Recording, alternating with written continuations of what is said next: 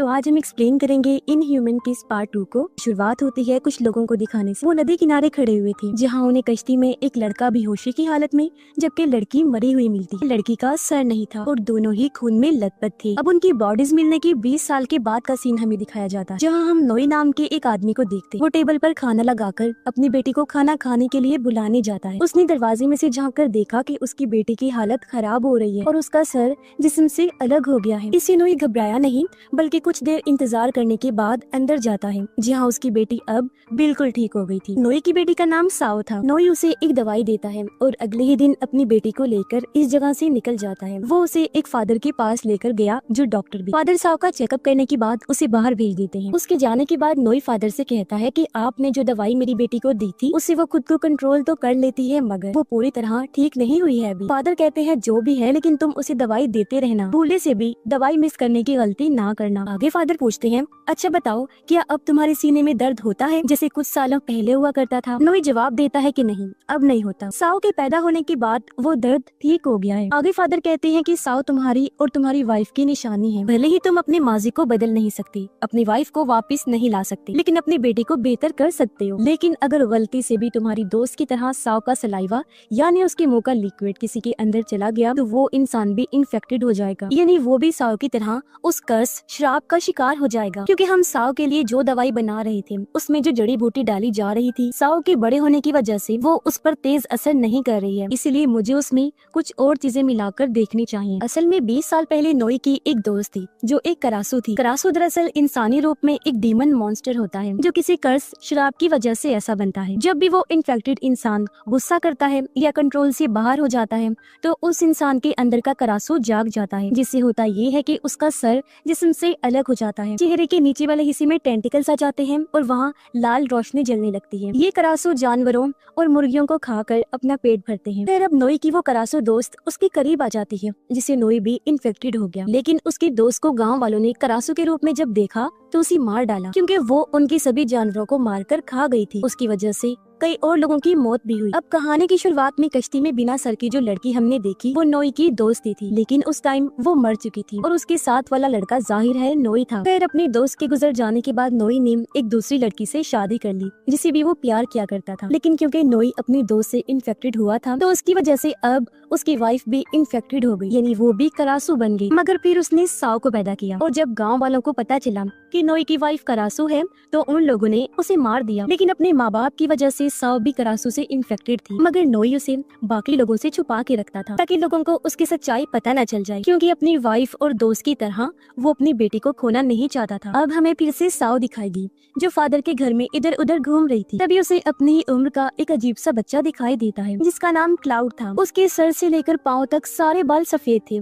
साथ ही उसकी आंखें भी अलग ही तरह की। अब साओ उसे अपने साथ जंगल में लेकर जाती है और उसे माउथ ऑर्गन जो एक म्यूजिक इंस्ट्रूमेंट है वो बजाकर सुनाती है। क्लाउड को उसका माउथ ऑर्गन काफी पसंद आया। अब उसे ड्राइंग बनाने का बहुत शौक था और वो साओ की ड्राइंग बना रहा होता है जिसे वो बनाकर साओ को देता है। तब ये कबूतर वहाँ आकर गिर जाता है जिसे चोट लगी थी। क्लाउड उसे हाथ में उठाकर देख ही रहा था कि तभी कुछ शरारती लड़के वहाँ आकर कबूतर को मांगने लगते हैं। बच्चे कबूतर को नुकसान पहुँचाने वाले थे, इसलिए क्लाउड ने वो देने से मना कर दिया। तब गुस्से में आकर बच्चे उसे मारने लगते हैं। अब उसे मार खाता देखकर साओ को गुस्सा आ गया। वो कंट्रोल से बाहर हो जाती है और फौरन ही करासू में बदल जाती है। अब उसे इस हालत में देखकर बच्चे काफी डर जाते हैं और फौरन ही वहाँ से भाग गई। उनके जाने के बाद क्लाउड साओ को आवाज लगाता है और वो वापस से नॉर्मल हो जाती है। अब साओ इस वजह से वहाँ से भाग जाती है क्योंकि आज क्लाउड ने भी उसकी असली हालत देख ली। उसके जाने के बाद क्लाउड उस कबूतर को लेकर अपने भाई के पास आता है जो मेडिकल का स्टूडेंट था। कबूतर देखने के बाद उसके भाई ने कहा कि अब ये ठीक नहीं हो सकता, जो सुनकर क्लाउड कबूतर को हाथ में उठाता है और खुद तड़पने लगा। फिर देखते ही देखते अपनी ताकत से वो कबूतर को बिल्कुल ठीक कर देता है। ये देखकर उसका भाई अपने हाथ पर कट लगाकर क्लाउड को कहता है अब मेरी चोट को ठीक करके दिखाओ। तब क्लाउड उसका भी हाथ पकड़ के तड़पने लगा और देखते ही देखते अपने भाई के हाथ को भी ठीक कर देता है। ये देखकर उसका भाई कहता है कि कभी भी इस बारे में किसी को मत बताना और ना ही ये चीज किसी के सामने करना कभी। अगली सुबह क्लाउड का भाई आगे की पढ़ाई करने के लिए इस जगह को छोड़कर शहर जाने लगता है। अब क्लाउड और उसका भाई फादर के साथ बिल्कुल एक फैमिली की तरह ही रहती थी, जबकि फादर के वो सगे बेटे नहीं थे, बल्कि उन्होंने तो दोनों को गोद लिया था। और अब यहाँ क्लाउड अपने भाई के जाने से बहुत दुखी होता है। तब उसकी उदासी दूर करने के लिए साओ उसे अपना माउथ ऑर्गन दे देती है। क्लाउड उसे पूछता है, अच्छा ये बताओ कि कल तुम्हें क्या हुआ था? तब साओ उसका हाथ पकड़कर अपने दिल पर रखती है, तो क्लाउड को उसके अंदर से किसी चीज की आवाज आती है। ये देख क्लाउड कहता है, अब मेरी बारी। वो भी साओ का हाथ अपने सीने पर रखता है। तब उसे भी किसी चीज की चलने की आवाज आती है, जिससे जाहिर हो गया कि दोनों आम बच्चे नहीं थे, बल्कि इनके अंदर बहुत पावर्स थी और किसी चीज से जुड़े हुए। अगली सुबह क्लाउड के सीने में तेज दर्द होने लगा। दरअसल साओ ने जो उसे माउथ ऑर्गन दिया था, उस पर साओ का सलाइवा लगा हुआ था, और जब उसे क्लाउड ने बजाया तो वो उसके अंदर चला गया और वो भी इन्फेक्टेड हो गया। लेकिन ये दर्द ज्यादा देर तक उसके अंदर नहीं रह पाता और जल्दी क्लाउड ठीक हो जाता है। वो जब उठ के बाहर आया तो देखता है कि साओ के डैड उसे यहाँ से ले जा चुके हैं, जो देख वो उदास हो गया, क्योंकि आखिरी बार वो साओ से मिलना चाहता था लेकिन मिल नहीं पाया। इसके बाद कहानी में हम 12 साल के बाद का सीन देखते हैं, जहाँ साओ अपने डैड के साथ एक नई जगह पर शिफ्ट हो गई, जबकि क्लाउड अभी भी उसी जगह पर ही रह रहा था। और इतने टाइम तक लगातार प्रैक्टिस करने की वजह से वो काफी बेहतरीन पेंटर भी बन जाता है। अब फादर की दी हुई नई दवाई से साओ काफी टाइम से करासू नहीं बनी थी, लेकिन नोई को उसकी काफी फिक्र, इसीलिए वो अकेले उसे कहीं भी जाने नहीं देते। इसके बाद हम जंगल में एक करासू को देखते हैं। उसे भूख लगी थी, जिसे मिटाने के लिए वो एक पिग सुअर का शिकार करके उसका खून पीने लगती है, फिर उसका मांस भी खा जाती है। लेकिन अगले सीन से हमें पता चलता है कि ये करासू और कोई नहीं बल्कि साओ ही थी, और फादर की दवाई आज भी उसके करासू बनने पर असर नहीं कर रही। और जब इस बारे में साओ को पता चला तो वो परेशान होकर रोने लगती है। तभी यहाँ नोई भी आ गया, अपनी बेटी को इस हालत में देखकर उसे सामान पैक करने का कहता है। अगली सुबह जंगल में हमें कुछ लोग दिखाए गए, और जिस पिग को करासू ने कल खाया था वो उसे देखने लगते हैं। उन्हें समझ लग गई थी कि इस जगह पर कोई करासू मौजूद है, जिसने ही इस पिग का ये हाल किया है। इसके बाद हमें एक गैंगस्टर दिखाया गया, जिसके पास उसके कुछ लोग आए और उसे करासू के बारे में बताने लगते हैं। उसने कहा कि हाँ, मैंने कई बार उसके बारे में सुना है, और अगर हम उसे पकड़ लेते हैं तो किताबों में, खबरों में हमारा भी नाम लिखा जाएगा, जिससे हम काफी मशहूर हो जाएंगे। अब गैंगस्टर अपने एक आदमी को एक शिकारी का पता देता है। उसने कहा कि ये आदमी हमारे लिए उस डीमन मॉन्स्टर करासू को पकड़ेगा, क्योंकि ये पहले भी मेरे लिए मॉन्स्टर्स को पकड़ने का काम कर चुका है। अब हमें वो शिकारी भी दिखाया गया, जिसके पास गैंगस्टर का वही आदमी कॉल करता है। वो कहने लगा कि बॉस ने एक करासू को पकड़ने के लिए तुम्हें बुलवाया है। उधर नोई फिर से साओ को लेकर फादर के पास आता है और उसकी हालत के बारे में बताता है, जो सुनकर फादर ने कहा अब क्योंकि साओ बड़ी हो चुकी है तो हमें इसकी दवाई में कुछ और चीजें मिलाकर देखनी होंगी। वो नोई को कहते हैं तुम कुछ दिन के लिए साओ को लेकर मेरे घर पर छुप सकते। कुछ देर के बाद साओ क्लाउड के कमरे में गई और उसकी बनाई हुई पेंटिंग्स में से एक को देखती है जो बेहद खूबसूरत थी। इतने में क्लाउड भी आ गया। दोनों एक दूसरे को इतने टाइम के बाद देखकर बहुत खुश होते हैं और एक दूसरे का हाल पूछते हैं। साओ देखती है कि क्लाउड ने आज भी उसका माउथ ऑर्गन अपने पास संभाल के रखा हुआ है, जो देख उसे काफी खुशी होती है। तभी यहाँ क्लाउड का भाई भी आ गया, जो भी अभी ही मेडिकल की पढ़ाई खत्म करके वापस लौटा था, और फिर सब मिलकर खाना खाते। अब आधी रात को उसका भाई क्लाउड से मिलने आया। वो पूछता है अच्छा बताओ मेरे भाई, क्या तुम अभी भी अपनी ताकतों से जख्मों को ठीक कर सकते हो? लेकिन इस पर क्लाउड कोई जवाब नहीं देता। उसके भाई ने कहा कि मैं पिछले 10 साल से इस चीज पर रिसर्च कर रहा हूँ, लेकिन मैं ये नहीं पता लगा पाया कि तुम्हारे पास वो ताकतें कहाँ से आईं। उधर फादर करासू जड़ी बूटी से साओ के लिए दवाई बना रहे होते हैं। अब देर रात हम जंगल में फिर से साओ को देखते हैं, जो करासू बनकर एक जंगली जानवर को खा रही होती है। अगली सुबह जब उसकी आंख खुलती है तो वो अपने कंडीशन से काफी परेशान होती है। जंगल में जब कुछ लोगों को उसे जानवर की कटी पटी लाश मिलती है तो वो उसी शिकारी को वहाँ बुलाते हैं, जिसे गैंगस्टर ने करासू को पकड़ने का काम दिया था, और उसे जानवर की हालत दिखाती है। अब साओ क्लाउड के पास जाती है और उसके चेहरे पर लगा कलर देखकर वो हंसने लगी और साफ करती है। फिर क्लाउड साओ को अपनी साइकिल पर बिठा कर शहर घुमाने लेकर जाता है। शहर के सभी लोग क्लाउड को उसके बालों की वजह से घूरने लगते हैं, मगर ये दोनों एक दूसरे के साथ काफी अच्छा टाइम गुजारते हैं और बहुत खुश होते हैं। जिस बीच क्लाउड भी साओ को पसंद करने लगता है। रात को जब दोनों वापस आ रहे थे तो साओ कहती है कि आज इतना मजा आया ना, काश हम हर दिन ऐसे ही साथ होते। ये सुनकर क्लाउड उसे कहता है कि अपने हाथ मुझे दो, और अब जब वो उसके दोनों हाथों को अपने हाथों में लेकर आंखें बंद करते हैं तो दोनों को तेज दर्द होने लगती है, इसीलिए फौरन वो आंखें खोल देते हैं। दरअसल क्लाउड उसे अपनी पावर से ठीक करने की कोशिश कर रहा था, लेकिन वो नहीं कर पाता और दोनों अपने घर आ जाते हैं। अब अगले सीन में देखते हैं कि वो शिकारी एक जगह पर जख्मी पड़ा था और आसपास उसके सभी साथी मरे पड़े। अगले ही पल उसकी आंख खुल गई। ये उसका सपना जो देख वो घबरा गया, क्योंकि सपने में जो उसने देखा वो उसके साथ सच में हो चुका था। जब एक दिन वो अपनी शिकारी टीम के साथ करासू को पकड़ने गया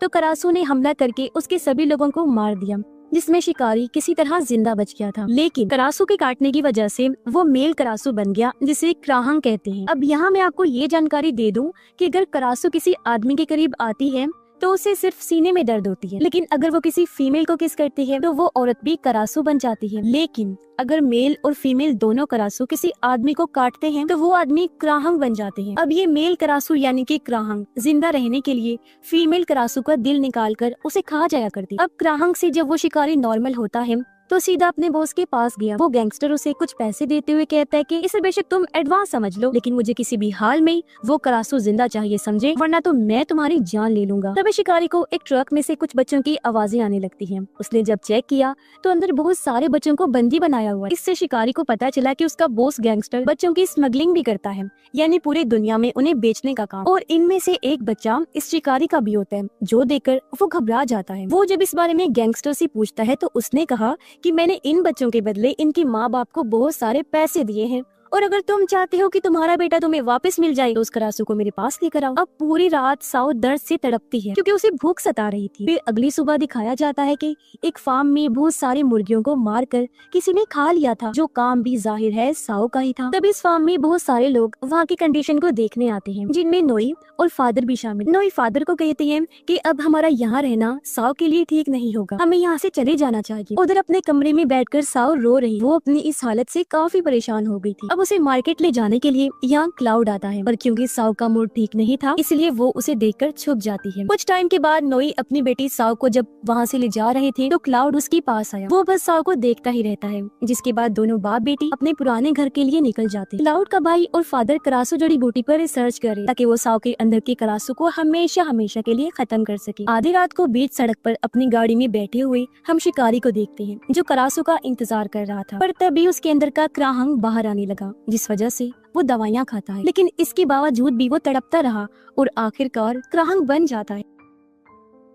अब उस पर नजर रखने के लिए गैंगस्टर ने अपने दो साथियों को भी भेजा था, जो उसे क्राहंग बनते हुए देख लेते हैं, इसलिए वो उन्हें बेरहमी से मार डालता है। उधर साउ जब सो रही थी तो उसका सर फिर से जिस्म से अलग हो जाता है, जो देखकर नोई दरवाजे को बंद कर देती है ताकि उसका सर उड़कर बाहर न चला जाए। उन्होंने मजबूती से दरवाजे को बंद करके रखा। हालांकि करासू बाहर निकलने की बहुत कोशिश करती है, लेकिन वो किसी भी हाल में उसे रोके रखने के लिए दरवाजे से नहीं हट। फिर अगले ही दिन वो खून से भरे हुए सभी कपड़ों को जला देते हैं ताकि किसी को भी साउ के करासू होने के बारे में पता न चल जाए। इतनी ही देर में यहाँ फादर आ जाते हैं, उनके साथ क्लाउड और उसका भाई भी। अब क्लाउड को देखकर साउ काफी खुश हो जाती है। फादर साउ के लिए और अच्छी दवाई बनाकर लाए, जिसे वो नोई को दे दे। क्लाउड का भाई घर देखने के लिए जब वहाँ घूमने लगा तो वो नोई के फार्म हाउस में भी चला जाता है। उसने देखा कि नोई भी करासू जड़ी बूटी पर रिसर्च कर रहे हैं, क्योंकि वो भी एक मेडिकल की स्टूडेंट हुआ करती। साउ क्लाउड को नदी किनारे लेकर गई, जहाँ वो उसे उसी का दिया हुआ माउथ ऑर्गन बजाकर सुनाता है, जिससे साउ को काफी अच्छा लगा और अब उसे खुश देखकर क्लाउड भी खुश हो जाता है। रात को साउ जब सबके सोने के लिए बिस्तर लेकर जा रही थी तो अचानक उसे जोरों का दर्द होने लगा और वो जोर से चिल्लाने लगती है।